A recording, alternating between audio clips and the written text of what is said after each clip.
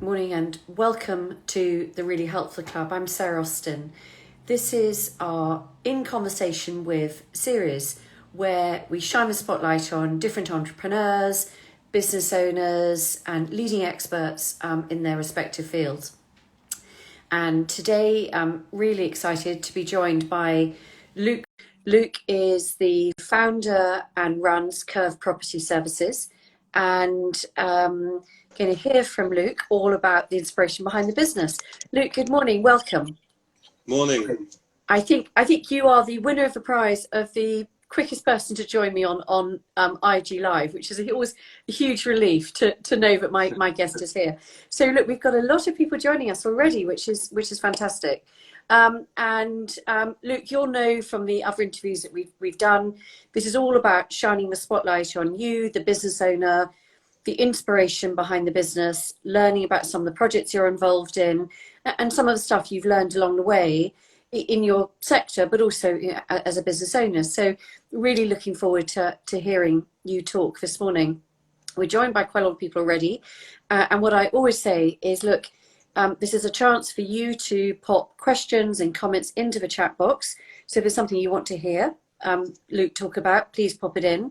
But also if you're a client or if you've worked with Luke and you want to share some feedback and some stories about that, then please do comment as well, and we'd love to hear from you as well. So Luke, what I love about this In Conversation series is that it's learning about the person behind the business, and it's as much learning about sort of a journey to who you are now and how you got here is every bit as interesting as what you do now. So tell us a little bit about Luke Ridsdale. How did you come to do what you do? So from an early age, I really knew I wanted to be, a tradesman. I think when I was about 12, we had some builders round at our house, and I just loved watching what they were doing and getting involved. So I kind of had my mind set on that, which I guess made it very easy for me. I knew after school that I wanted to go and do something like that. So I went into labouring, and I did loads of different trades, plastering, roofing, plumbing, general labouring, and then I settled on plumbing. So I went to college and got qualified, and I guess that's how it all started, just from a young age wanting to be involved, and then I just chose to go that way, and luckily was able to gain experience through some really good companies. Fantastic. And I think actually for what is really interesting is, I think, if many of us think back to our own stories and our own upbringing, our own journey, how refreshing it is to hear from someone who did know exactly what they wanted to do. And so you got that inspiration, you could see that, and you could map out your path from an early age. And I think so many of us, either in our own lives or now helping our teenage and young adult children trying to work out what they want to do, I think it is really, really difficult to be able to know what path to follow. So it is great to hear you talk about the inspiration, and you knew you set your goal and you worked out where you wanted to go. So tell us a little bit about Curve Property Services, and what was the inspiration behind actually launching your own business? I guess about 7 years ago, I'd worked for some really good companies in southwest London. I got my gas certificate, became a gas engineer, and then started installing renewable energy, so ground source heat pumps, air source heat pumps, and then I felt like I had enough knowledge to go and do my own thing, which was always an ambition as well. Started off mainly working for building companies and contractors and developers, which was a good start. And but I always felt that I put my standards up very high, and some of the builders we worked for, I didn't feel like they sort of helped or were on the same kind of page as us. So I always felt that if I worked direct to the customer, then there would be something nowhere in between. So a lot of the customers that we work for with various builders, we kept in contact with, and we kept looking after their properties and their rental properties. And I really enjoyed the fact that we could talk direct to the customer, provide a really good service, and they would be happy. So during coronavirus, that period of having, time off, I guess, and not being so busy, I was able to restructure the company to, just go direct to customer. And so the last year and a bit, that's how we've been working things, and also include other services. So we now do plumbing, heating, electrical and drainage services. Brilliant. All things that every single household needs, and usually needs either in a planning state or in a state of emergency at any point. So so that commitment to service, and again, it's really interesting to hear you talk in terms of the motivation to go into the trade that you did, but also to have that underlying burning desire to do it yourself, and driven by your own set of standards, your desire to run a business. I think, again, is really interesting for anyone that's watching you in terms of their own motivation for starting a business. It's understanding the inspiration behind what you did. So you talked there a little bit about some of the services that you provide, but maybe you could talk a little bit more detail about what exactly Curve Property Services does offer. So if I'm a prospective client, why am I going to get in touch with you, and how can you help me? So we do just all plumbing and heating in domestic premises. So small jobs can be dripping tap, or it could be larger jobs such as bathrooms or boiler installations or new heating systems. So anything plumbing and heating related in your property. We also do look after some blocks of flats for some customers. So depending on the size of the communal system would be whether we'd look after it or not. And we're currently on a job at the moment helping out where we've got some customers with a block of flats with a broken down pump, or it keeps needing to be reset. And the customer was getting fed up with quite high call-out charges from another company just to come and reset the pump. So we've come up with a plan to put a bypass in which allows the tenants to shut the pumps off and basically open a valve which allows mains water to the properties so that they can have water until the pumps someone come out and fix the pumps. And that will save costs for the customer on call-outs on a Sunday evening. We're also going to be putting up a sign for the tenants, so instructions on how to reset the pumps. If that doesn't work, how to put the bypass on. So, we try to work with our customers for solutions like that, where we can make it easier for them, rather than just sort of say, oh yeah, we'll come out and reset the pumps every week, which would be good for our bank balance, but not very good for the customer. So we try and work out solutions like that. And then again, same with electrical and drainage. It's small jobs to changing a light bulb to full rewiring systems, EICR certificates. If you're a landlord, we can carry out those certificates so that your tenants are safe, and carry out any necessary repairs on those. And drainage, again, it's unblocking. We can do camera surveys. We can do repairs as well.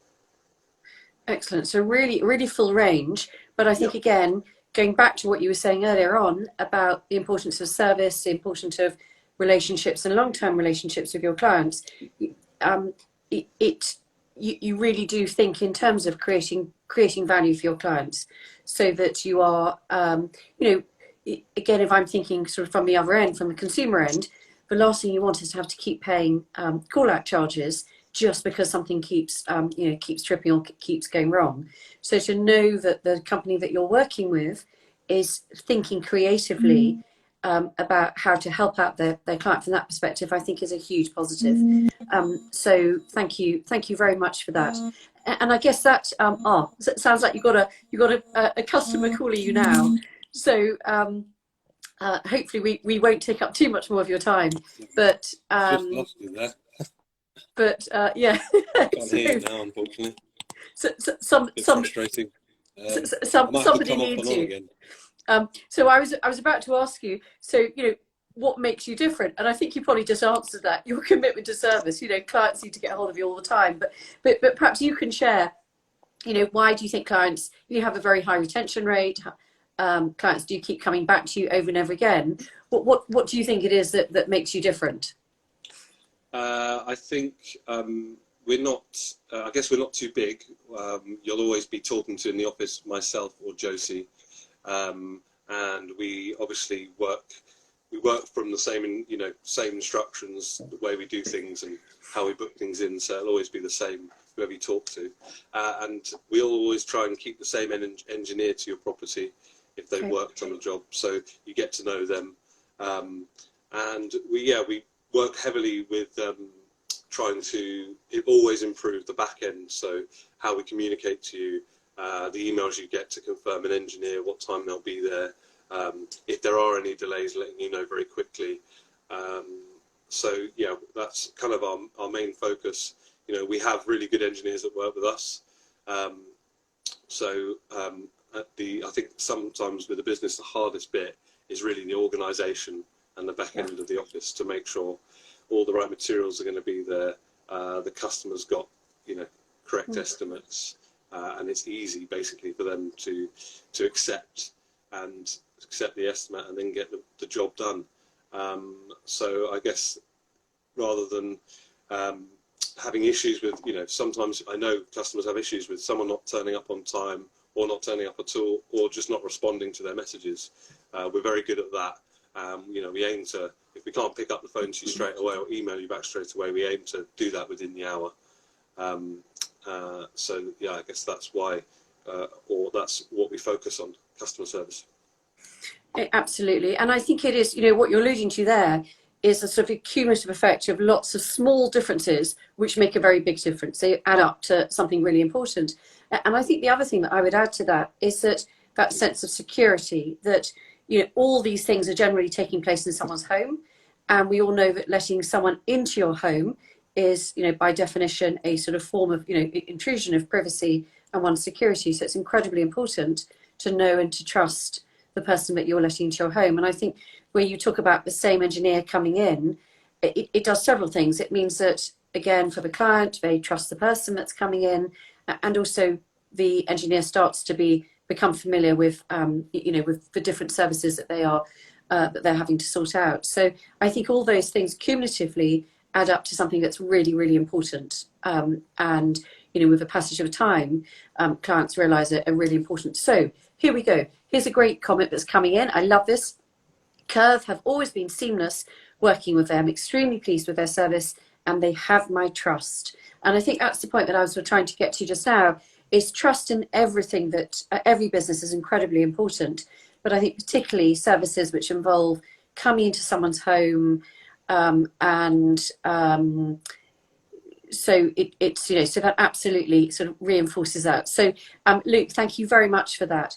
Now, of course, some of the things that we've been doing in this series is every single entrepreneur and business owner that we talk to, we've been asking them how they've adapted to the challenges of the last 2 years. We all know with the pandemic and the impact that's had on people's businesses and their ability to function, to service clients, we've all had to adapt in some way.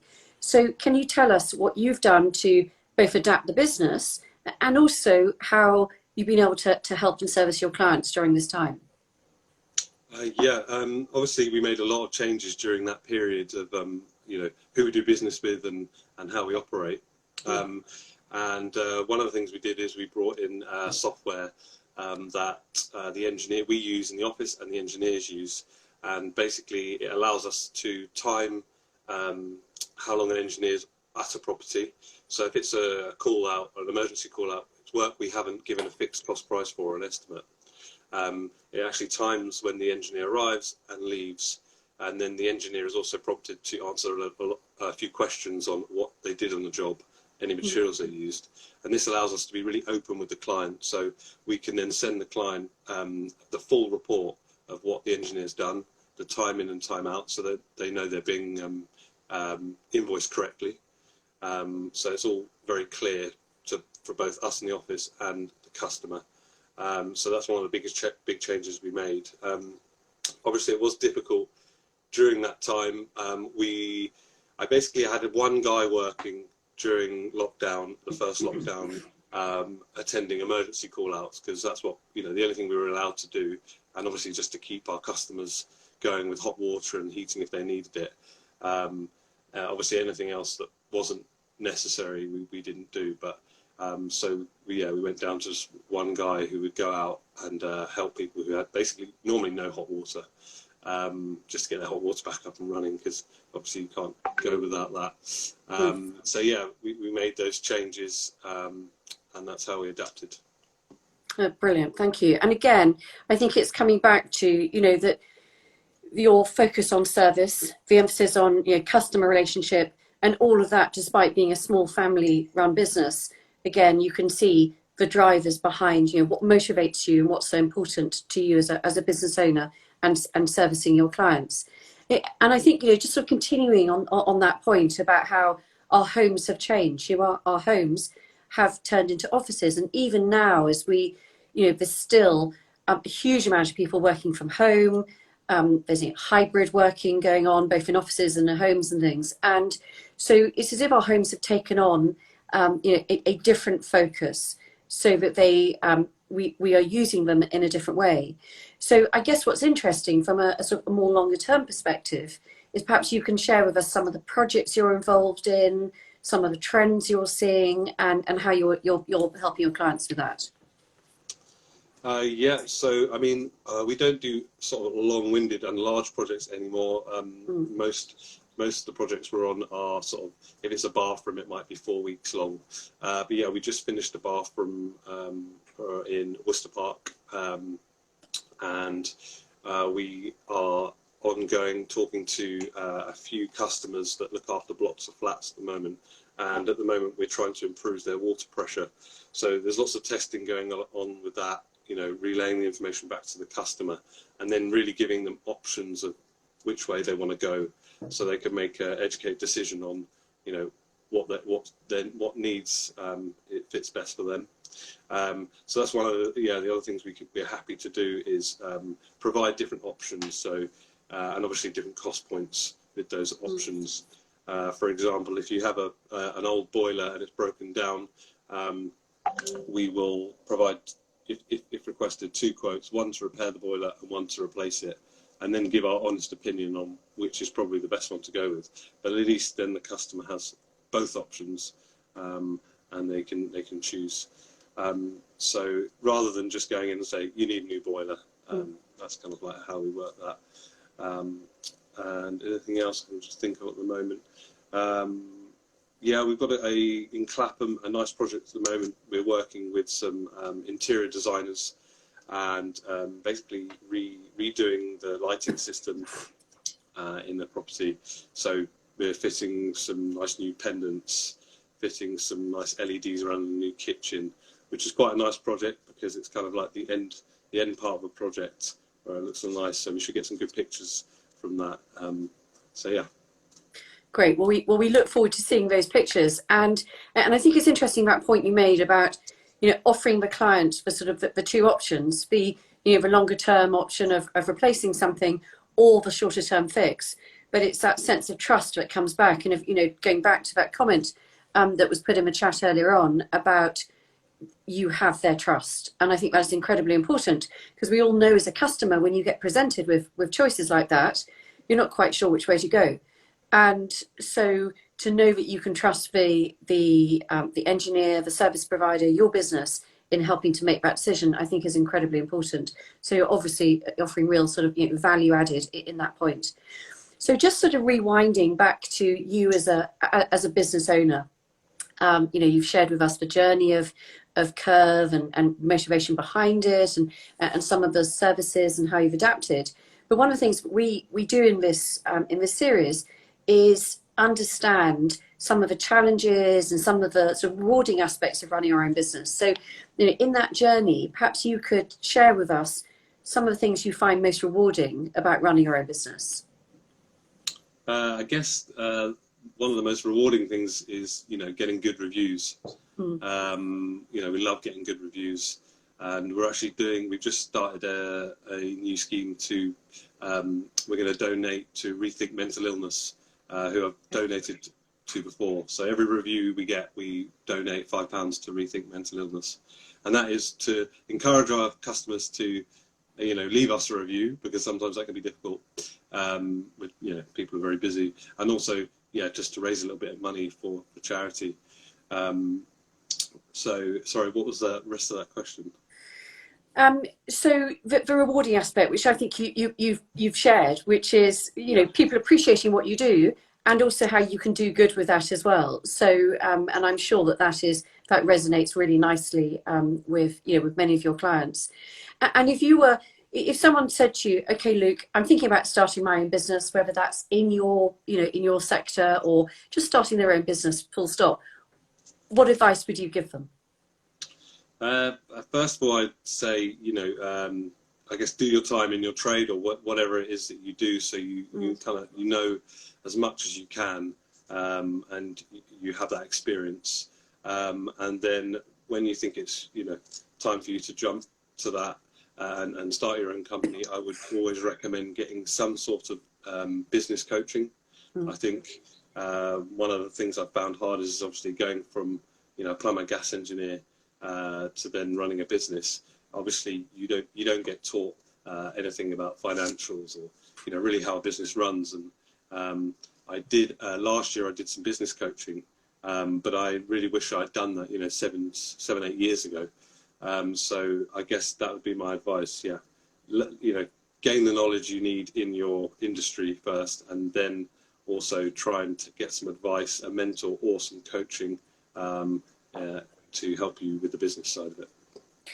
Couldn't agree with you more, and that's a really consistent theme that's come out. I think you are my 40th interviewee on this In Conversation series, and to a person, that comment comes out over and over again is you get access to expertise because you can't do it all yourself. And whilst you may be very good at the services that you offer and you provide, running a business comes with huge challenges as well. And the sooner you can get that help and that advice, the better it is. And so thank you for sharing that, because that's just so honest and I think incredibly helpful, either for anyone that's running their business, watching this, or if they're in that process of starting up. So thank you very much to everybody that's shared their comments. And if you have any questions, please do, you know, pop that into the comments box. And my last question for you, Luke, is look, you've come a long way. You've grown fast, you've built up fantastic reputation, you're delivering excellent service to your clients. If we're sitting down and talking, say in a year, 2 years time, what do you think you'll be looking back in the rear mirror and saying, okay, this is what we achieved, and this is what we look like now? Where do you see Curve going in the next two years and beyond? So yeah, I see us growing in the next 2 years. And getting some more office staff in to sort of help with the customer service side of things, and hopefully integrating more into the community and being able to, you know, help with charities and help with community events through work, because, you know, it's business can be obviously quite isolating, and it's nice to get involved in the community and area that you're working in. So I guess I would like to have, you know, further conversations like this and more reach into the community, and hopefully, you know, be, I guess, a bit more established locally. Yeah. Thank you very much. And Luke, thank you very much for joining us. Thank you to everybody who has joined us this morning, and for your comments and your feedback and your sort of lovely contributions to the conversation. We will share this on our IGTV channel afterwards. We'll also put it on our YouTube channel, and then we will share that on LinkedIn and across all other social media platforms. So basically, there's no excuse to keep this to yourself. If you have enjoyed the conversation with Luke, and particularly if you're a client or you work with Luke, and you would like to be able to share the word about the great service that he offers, then please don't hold back. Please do share that across your platforms and channels as well. This is how it works. This is how we work as a community. This is how we help businesses grow their reputation. And for me, Luke, I mean, it's been fascinating learning more about what you do. You know, really sort of understanding the person behind the business. And to me, this has been a story about growth, a story about service, and I think most importantly, a story about your focus entirely on customer and servicing your customer. And I loved your comment where when we asked, you know, what motivates you, it's all about creating long-lasting relationships with existing clients and hearing their feedback when they exceed their expectations. Who doesn't want that? So thank you very much indeed for your time, and thank you to everyone for joining us. Thank you. Thank you. Bye-bye. Bye.